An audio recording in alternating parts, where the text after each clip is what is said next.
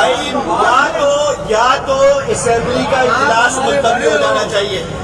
Assembly का इजलास हो रहा है, मैं मुंतखब MP हूँ, मैं दरवाजे के बाहर क्यों?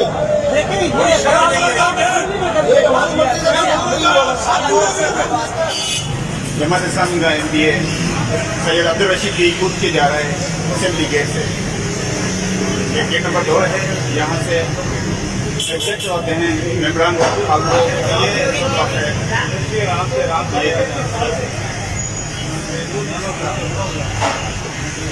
ये असेंबली की गेट है और ये अंदर रशीद साहब।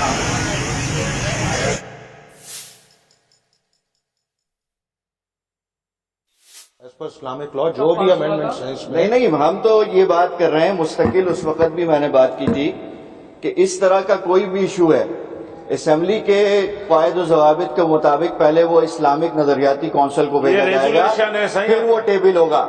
नजरियाती कौंसिल का ओपिनियन नहीं आता तो वो उसको अच्छा ये रास्ता हमवार किया जा रहा है। बिल्कुल इस रेजुलेशन के जरिए रास्ता हमवार किया जा रहा है कि उस बिल को पेश किया जाए। बिल्कुल सर, तो हम तो इसको ये चाहते हैं कि इसको अपोज करना चाहिए। मैं रशीद भाई की बात को सेकंड करता हूं। बिल्कुल आप सही हैं, उस बात पर कोई आर्ग्यूमेंट नहीं है, मगर वो तब होगा रशीद साहब